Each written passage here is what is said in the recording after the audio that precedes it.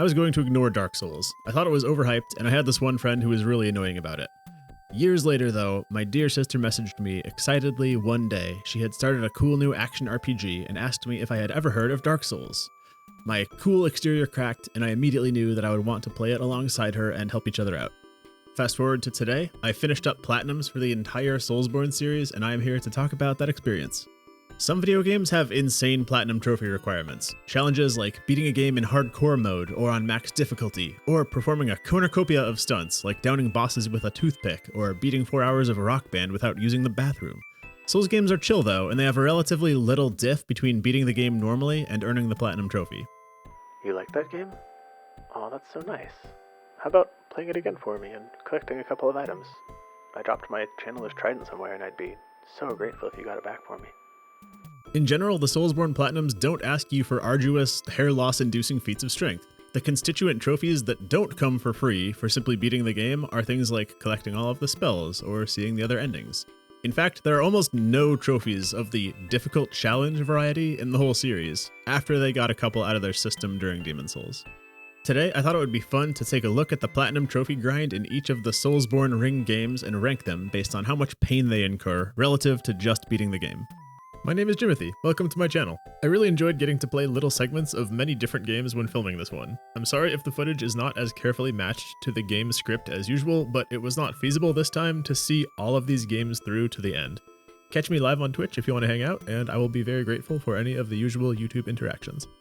I'm going to be taking a look at time taken, factoring in how many New Game Plus cycles are required and how long the game is overall. One play of Elden Ring is longer than one, maybe even 2 whole plays of Dark Souls. Difficulty. These games are difficult enough, and as mentioned, very few of the trophies require special challenges on top of collecting. I will downplay the absolute difficulties of these games, making this category more about how difficult a game is relative to itself when considering the Platinum trophy. Extensive New Game Plus cycles and optional areas that become unoptional are the main factors here. Grinding. Most of these platina require grinding for rare drops. At several points in the series, Metal Miyazaki decided he wants us to experience bubonic demon muffin top over and over as we grind for a certain ultra rare drop, and kicked us at our lowest by making us wear an insulting mimic head or put points into luck to increase our odds of these drops. Anyway, this rating is for how much repetitive, unfun grinding each game takes. Lastly, look it up factor, or liyuf. This is based on how unlikely you are to figure out how to earn the trophies on your own without the wikis. None of these games are free of this, since trophies in all generations of Soul rely on convoluted NPC quest lines. So this is a measure of how inconceivable it would be for a solo operative with a can-do mindset and no internet access to stumble into the Platinum trophy, i.e. how close of a relationship are you going to have with Vextra Life? Do you like golf? Cause I'm scoring these like golf, where points are bad. For each game, I'll give it a letter grade in each category, so a perfect score would be 0 for getting straight A's, each B adds 1 point to the score, C's add 2 points, D's add 3 points, and F's add 4 points, so the worst possible score with all F's would be 16. Why is there no E? Because E is for Eileen. A hunter must hunt. This ranking is a PvE consideration only. Progress on many of these trophies can be made in PvP, particularly in Dark Souls 2 and 3, but A, I don't enjoy that, and B, it's faster to not do it that way. Yes, I'm aware you can recruit a friend to kill each other over and over for some of these trophies, but this video assumes that either you have no friends, or that your friends are all so classy that they sneer and turn away the moment you propose cheating on a trophy. Lastly, this is not a guide. PSN Profiles has fantastic written guides if you actually want to learn how to earn these trophies. I'll link that below. Going by release date makes sense, so let's put the logic in chronological and get going with Demon Souls. Demon Souls requires a minimum of 2.5 total playthroughs, ending in New Game Plus Plus. This is thanks to a couple of boss souls, like the old monks, being used in 3 separate spells. Now you could technically do Demon Souls with 1 NG Plus game and 1 regular NG game, but the time comes out similar. What you would gain by splitting it up is avoiding New Game Plus Plus Maneater, who, like Daryl Hall tried to warn you, will chew you up. Demon Souls has one really awkward mechanic that you're going to need to master to get the Platinum though, World Tendency. You require pure white World Tendency in a couple of worlds for the Platinum, which means never dying in human form within that world. New players just aren't going to know this and will accidentally lock themselves out of pure white for that NG cycle. This matters because playing in human form actually increases your HP bar significantly. Discovering during NG Plus that you need to play in soul form with decreased hit points while all the bosses are tougher just in order to achieve pure white world tendency is a big bummer. As mentioned, Demon Souls is unique among Soulsborne Platinums in actually requiring special challenges. You have to kill Dragon God, Penetrator, Tower Knight, Fool's Idol, Adjudicator, and Maiden Astraea in special ways, plus iframe roll your way across this trap bridge. None of these challenges are extra hard. Maiden Astraea just wants you to treat her like a plate of spaghetti and pretend your arrows are Parmesan cheese, but they exist. On a positive note for Demon Souls, the NPCs you have to rescue are at their least convoluted of the whole series here. There's only the witch Yuria who has special requirements, and while it's a little tricky to figure them out, it's not time consuming. You have to collect all of the spells, which just means cashing in the boss souls, but Demon Souls needs you to get all of the rings too, some of which are more hidden than a green Easter egg. You have to farm a rare-ass gold coin and pure blade stone, then know to trade those to Sparkly the Crow for 2 of the rings. Aside from collecting the spells and rings, you need 3 rare weapons, which requires mastery of the world tendency mechanics in addition to careful exploration. It's these weapons plus the 2 rare drop trade rings which really hurt the look it up factor for Demon Souls. Overall, Demon Souls gets B for time taken, since it's a shorter game, but it does take most of 3 cycles. A for difficulty. The special boss challenges are more about preparation than execution, and this is certainly the easiest of the Soulsborne games. If anything, you could take a few points off since it's hard to find co-op help on the NG Plus bosses if you need it, but it's still a minority of bosses who pose a true challenge in Demon Souls. A for grinding. It's really just 2 rare items for the ring trades, and you only need a singleton of each, not bad. And C for lookup factor. As mentioned, world tendency just hurts so badly, as do the crow trades. That is 3 points for Demon Souls. What does that mean? Who knows? Context will help more after we rate other games. Spoiler though, Demon Souls is one of the easiest platinums. Exploring well and beating the game is far from enough to get you the Dark Souls Platinum, requiring you progress halfway through NG++, a huge amount of grinding, and lots of lookups for rare weapon lists and hidden covenants. Dark Souls is not an easy Platinum to achieve.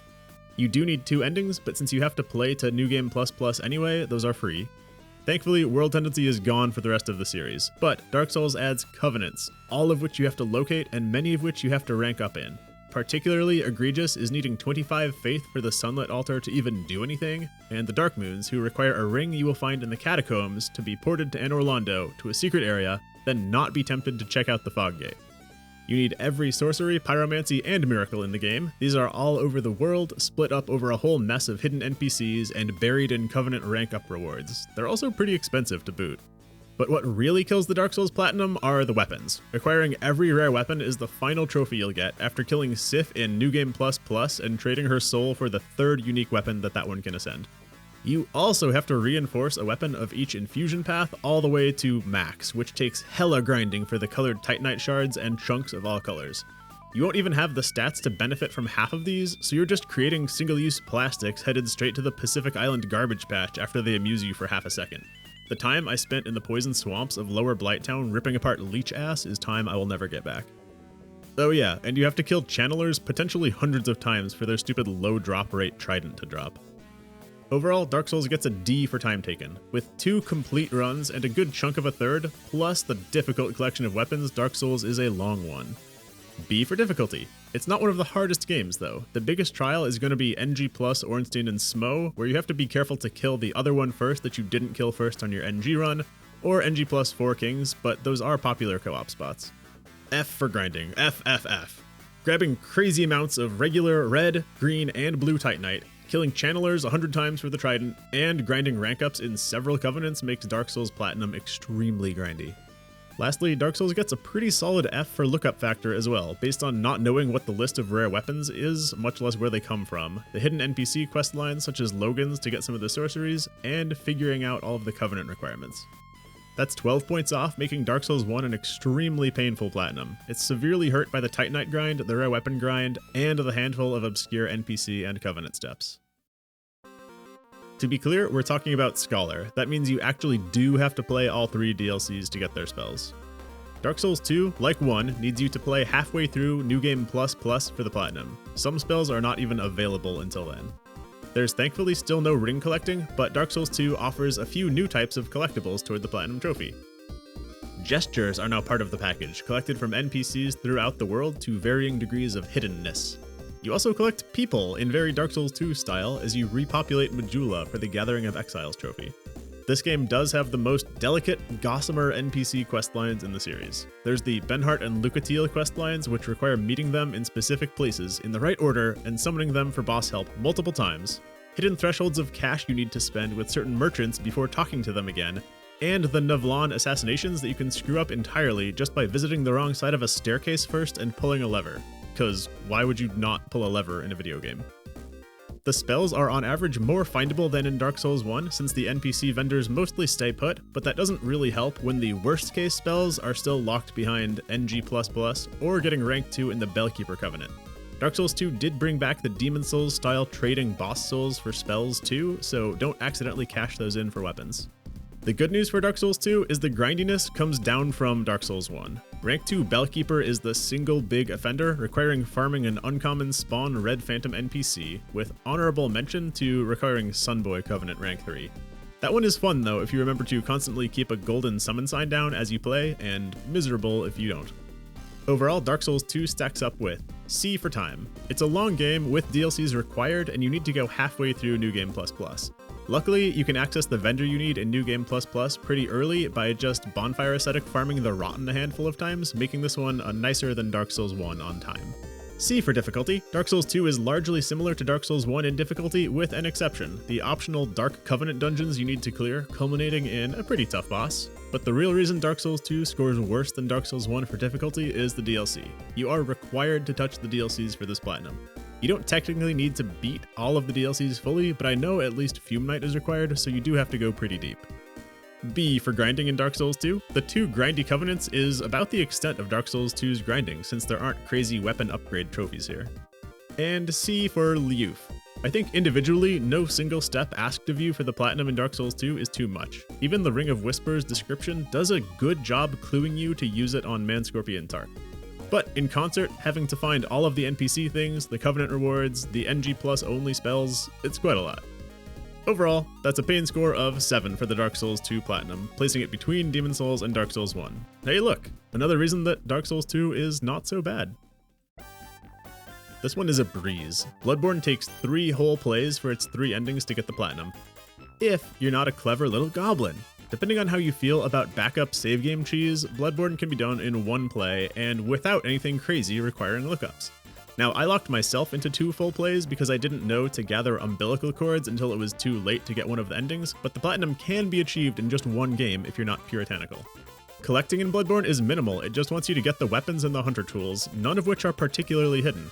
There aren't spells to gather, and everything else comes with decent exploration. The single maybe difficult find is from a finicky NPC situation with Eileen. Side note, I locked myself into getting her weapon, the Blades of Mercy, by naively leveling Arcane and Skill on my first game. I ended up really loving those little sharp boys. The elephant in the room for Bloodborne's Platinum is killing Yharnam, Pthumerian Queen. She's not even an OP boss in a vacuum, but getting to her requires delving 16 layers of chalice dungeons, each with their own bosses, and scouring them each pretty thoroughly for the ritual materials you need to generate each ensuing dungeon as you go. 3 of these layers are pretty evil, as part of the Defiled Chalice dungeon where you're cursed with 50% hit points, but many of them have tough bosses even without a curse, like the Pthumerian Descendant and the Abhorrent Beast. Overall, Bloodborne gets B for time taken. It can all be done in 1 run if you cheese backup saves before the final boss, but going fully legit wants 3 full games, and I kind of averaged those out here. Plus, meticulously playing through the full Chalice dungeon experience is not a fast endeavor. Bloodborne overall is not particularly a long game though. C for difficulty. No New Game Plus is required at all unless you missed Eileen's quest and need to just dip your toesies into an NG Plus to rush her. The Defiled Chalice is what hurts you here, and the closest thing since Demon Souls that we get to considering an extra challenge with a capital C, since it is designed specifically to be punishingly hard. B for grinding. There's literally no grinding for items, but you can kind of lump the 16 repetitive Chalice dungeon layers in this. And A for lookup factor. Exploring fully and clearing each Chalice dungeon as you go might just get you the platinum for free on Bloodborne, and reaching at least 2 of the endings is pretty obvious. If any Soulsborne game has a straightforward platinum trophy, it is Bloodborne. That's only 4 points of pain, falling just worse than Demon Souls. The Chalice dungeons for time, difficulty, and repetitiveness are really the main cause of platinum effort here. Dark Souls 3 follows the footsteps of 1 and 2, requiring you to actually play through NG++ instead of save cheesing the endings. Bling collecting is back from Demon Souls, and some rings only show up 90% of the way through your NG++. Gestures are back from Dark Souls 2, and highly missable, requiring many arcane NPC interactions. Spells are of course required again, and while 90% of them are very easy to find, you still need some Covenant grind and NPC magic to complete the collection. Now, having complained about the collecting, I'll say that collecting is almost all of the work on the Dark Souls 3 Platinum. The other trophies are things you would do naturally, like upgrading a weapon to max or getting all of the Estus shards. The only weird weapon trophy just needs you to infuse, but not upgrade, one of each of the infusions, which takes about 30 seconds and 15 garbage weapons to clog the Lothric landfills with. Final note, the 3 endings. One comes free, one is sorta findable, and one is very NPC-specific steps heavy and hidden. Overall, Dark Souls 3 gets D for time. Forcing you to complete 2.9 cycles is much higher than the other games so far. Dark Souls 1 and 2 let you stop NG++ halfway through, but this one needs 3 entire plays for the 3 endings. Save scumming literally only saves you the final 10% of your NG++. B for difficulty. There aren't any extenuating challenges, so the difficulty for Dark Souls 3 just comes in beating your NG++ run. The DLCs can be ignored. D for grinding. It's all concentrated in a few Covenant reward spells and rings, and they're not any fun. Reloading Anne Orlando a literal 1,000 times to kill 2 enemies is the single most offensive grind in the whole series, but 1 or 2 bad grinds still don't land DS3 quite as bad as DS1. And F for lookup factor. The one obscure ending, the huge list of missable gestures from NPCs, the Covenant rewards, and 3 whole games worth of rings leave Dark Souls 3 rather impossible without extensive lookups. That's 11 points of pain, narrowly improved over Dark Souls 1.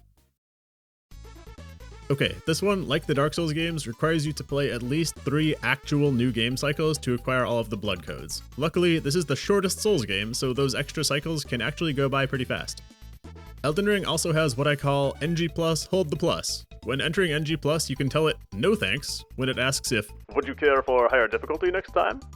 That is, you can keep your endgame strength, but enemies don't get any stronger in New Game Plus. This helps keep the time down significantly on future games.